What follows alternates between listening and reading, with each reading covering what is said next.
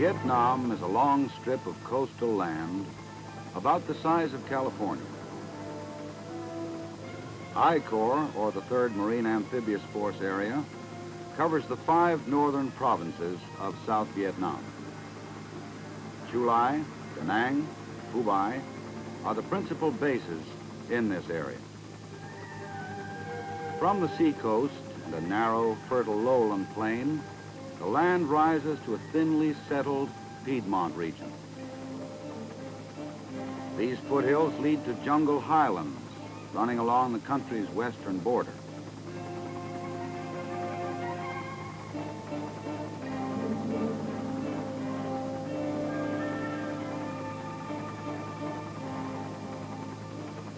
Da Nang is the principal city in the 3rd Marine Amphibious Force Area.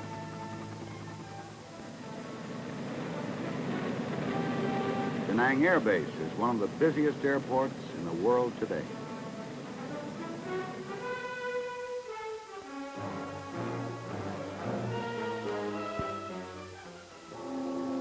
Like cities everywhere, Da Nang has changed more than its surrounding countryside and may seem more familiar to you.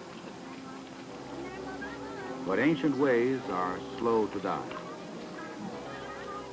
Da Nang presents a mixture of the very old with the new, imported from the West. A major market where people congregate to buy and sell. Da Nang is also a busy seaport.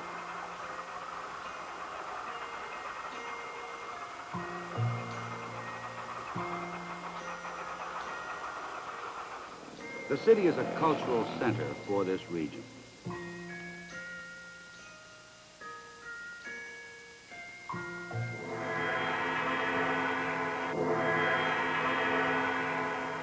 Cao Dai temples, Buddhist temples and shrines, and Christian churches attest to the deeply religious nature of the Vietnamese.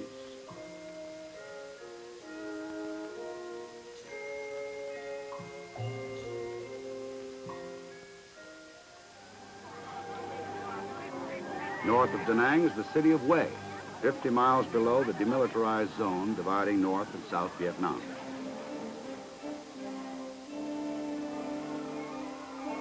Capital of the ancient empire of Annam, the centuries-old imperial palace still survives along with its fort.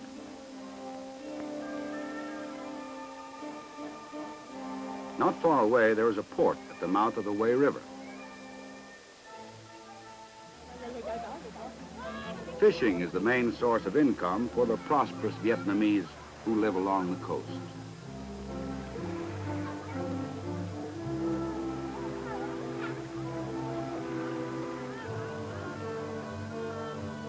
Yet even coastal fishermen plant rice.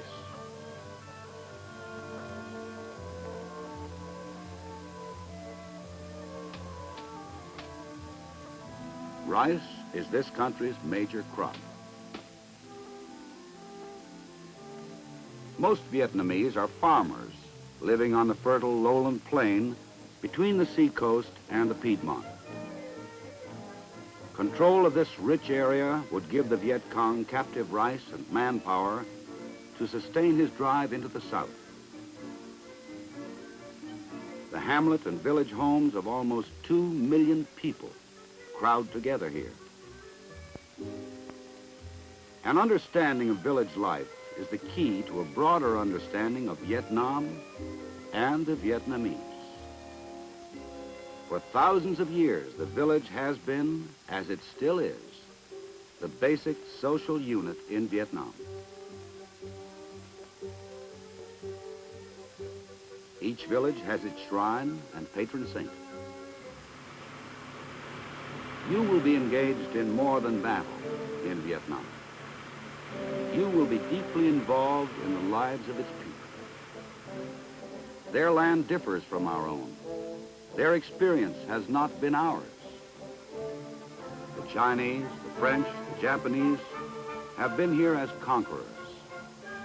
You have to convince them we are here as friends. The village chief speaks for his people. Like the chief, The village elder is a much respected, even venerated man. In the Piedmont or foothill country, there are fewer villages. The mountains are even more thinly settled. But wherever you go in this country, one fundamental rule applies. The customs of the Vietnamese must be considered and, wherever possible, observed. The people treated with respect. The Piedmont area separates the lowland from jungle highlands. Movement through this hilly country can be slow and difficult. Streams are plentiful here and throughout Vietnam, but the water must be purified for drinking. During the rainy season, even streams can turn within hours into rivers you may have to ford.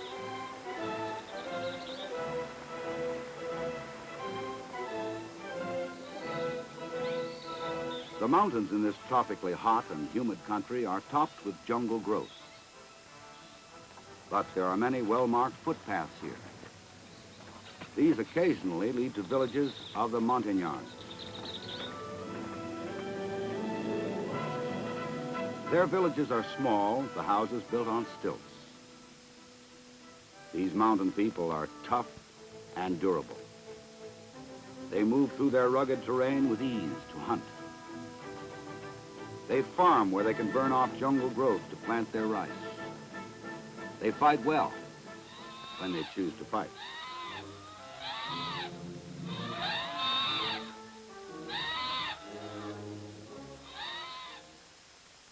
But you will spend most of your time in Vietnam on the coastal plain.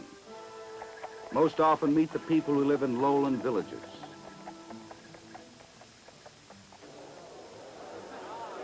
Like communities everywhere, the village serves as a marketplace.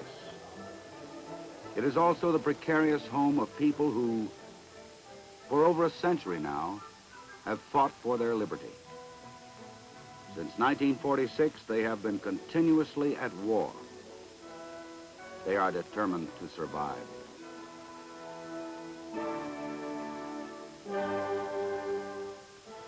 But by our standards, the Vietnamese are poorly clothed and poorly housed and poorly fed.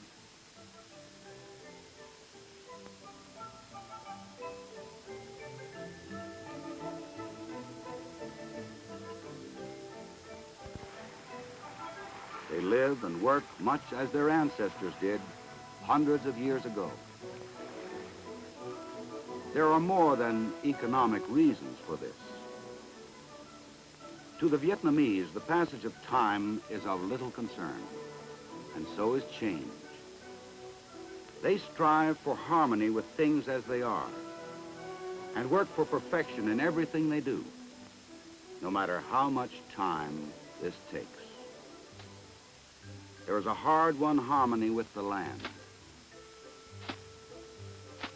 Many believe that to achieve this harmony with their demanding tropical world, the highest wisdom is to want only the bare necessities of life. But change has begun. Now they are harvesting crops unknown to them a while ago. Yet change is costly, and the village farmer poor.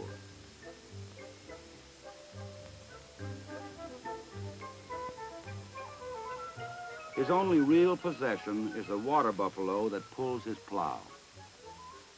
Its value represents a whole year's income. He earns less than $300 a year with endless labor, his wife often working at his side. For days they work in water that nourishes their rice and also serves as a breeding place for mosquito-borne malaria. They are small in stature because for generations they have carried a burden of infectious tropical diseases and lived on a diet of almost rice alone. The village woman, even smaller than her husband, works as hard as he does in the field.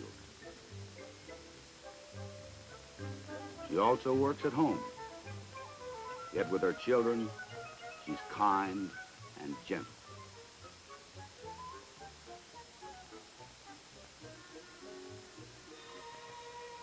The homes of these people are small and may seem crude, but their family life is rich and warm and has always been so. They are a quiet people of great personal dignity who grow old with grace.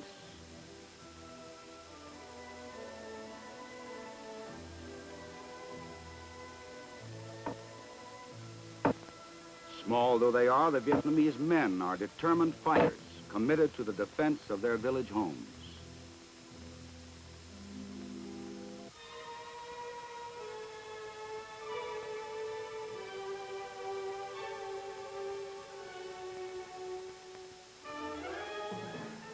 Their young men serve in popular forces, full-time volunteers recruited for local defense. These troops are answerable to local chiefs.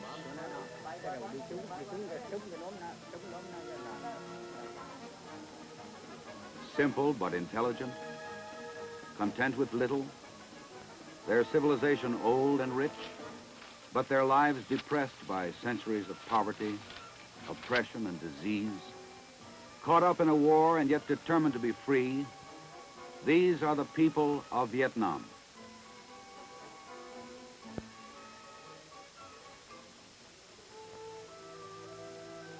If you fail to understand them, you can make all we try to do here fail. Don't be too familiar. Wherever you go here, you represent the United States. Respect these people as you want them to respect us. We can win the battle for their freedom and yet lose their friendship. Don't show contempt for their way of life. They have a deep sense of pride. They cannot be hurried, even to do those things that concern them most.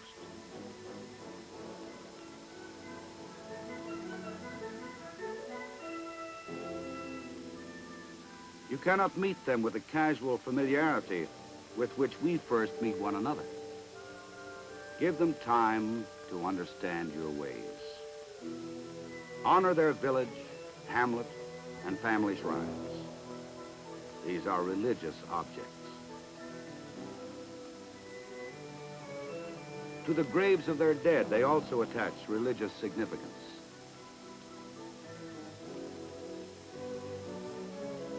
Cemeteries are not passageways for working parties anywhere in the world.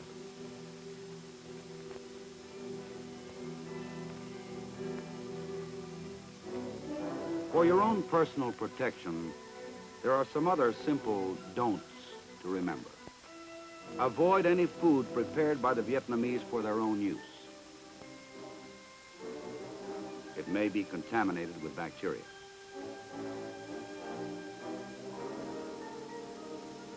Take it for granted the water in local wells is always polluted. Treat it accordingly, or let it alone.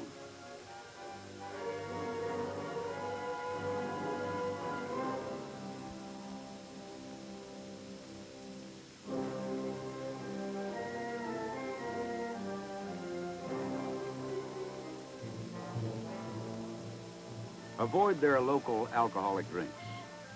These may also be harmful.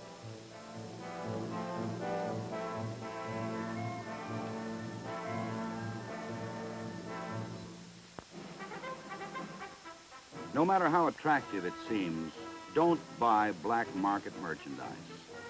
This operation saves you nothing and costs the people of Vietnam increasing price hikes they can ill afford.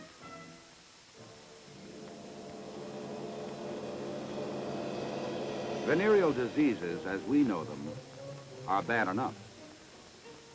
In Southeast Asia, they're worse and often unresponsive to the drugs we use for their treatment.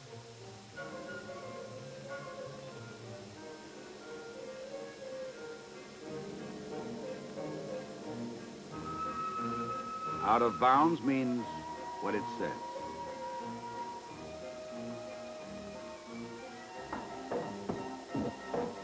For your own good, stay out.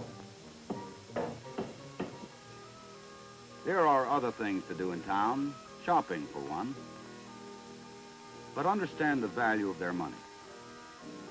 Go along with currency controls. The relative fortune we can spend for souvenirs and entertainment in Da Nang and Hue can wreck their local economy. Explore this country while you're here. Its history goes back to centuries before our own history began. Its culture is rich and often centered in its temples and its shrines. Remember, too, that something new is being born here in Vietnam. A new republic forged in a long and bitter civil war and dedicated to the proposition that all men are created equal. You are directly engaged in this war. You are here to fight. But there is more you may be asked to do. The needs of these people are profound. The enemy has made their villages our battleground.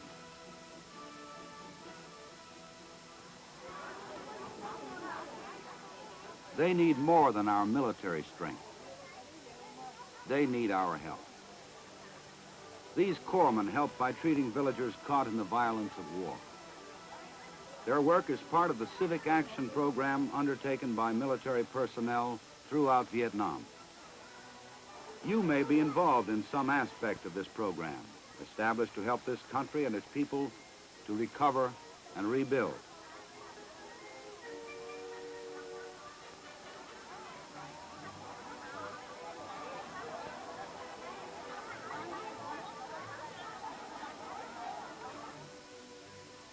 What you can do will depend on where you're stationed in this area, what's needed there, and on your own personal skills.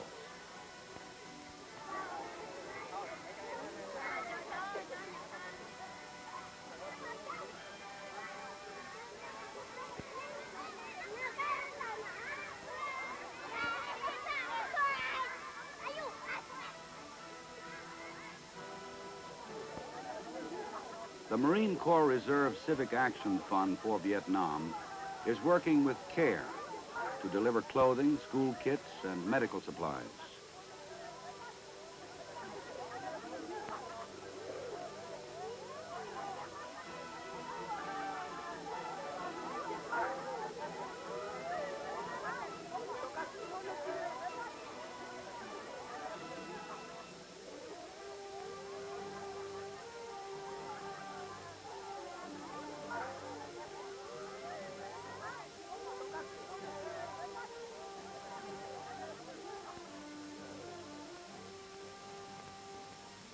Off-duty air crews fight malaria-bearing mosquitoes and other pests.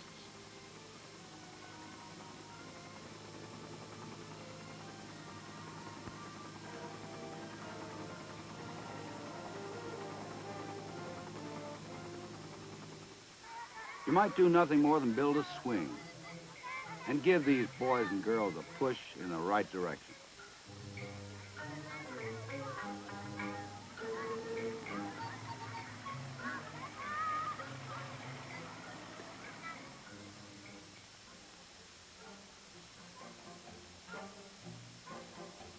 You might help dig a village well.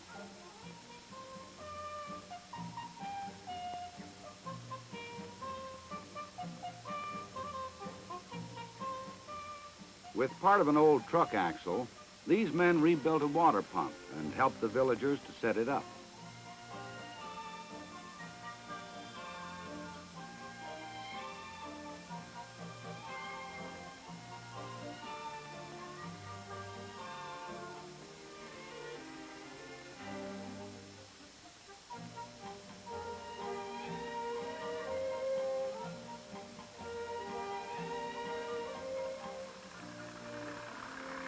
There are also roads to grade.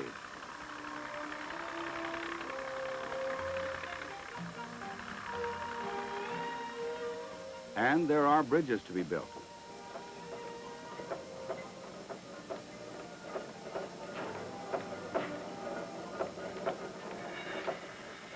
You might serve on Operation Golden Fleece guarding the villagers while they work to harvest crops.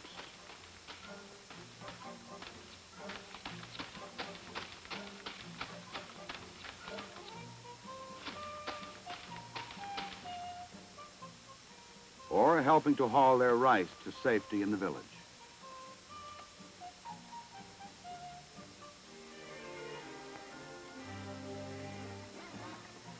You may be a farmer at heart who can work with livestock like these pigs shipped from America to help improve local breeds.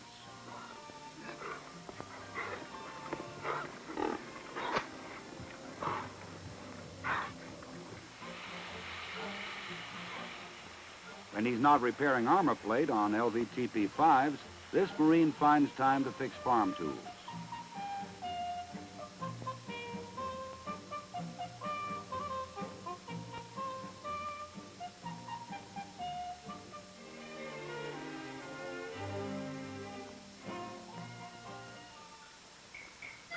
These men from a combined action company stationed in a village take time out to give the youngsters a romp in the river and a helpful scrub.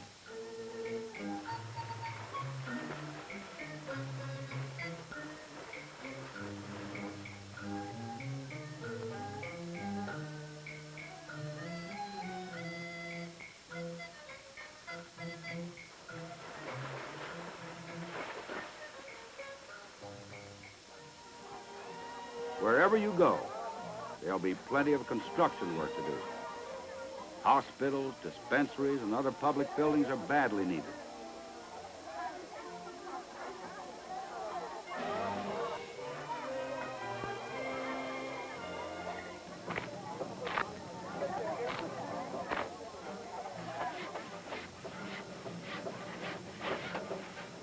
Also badly needed are schools like this one going up somewhere in the 3rd Marine Amphibious Area.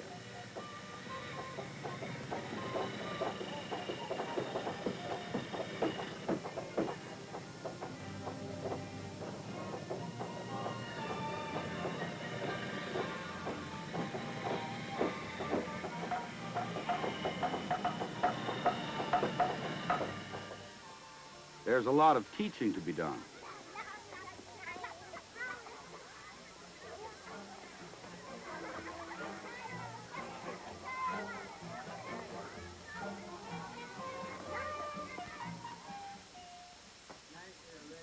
You might begin by teaching your language to the Vietnamese. Miss Mann, I want you to read number 1, number 2, number 3, 4, 5, 6, and so on. Okay? All right, you start with 1. Do you see this book? Do you see this notebook? Do you see this pencil? Do you see this pen?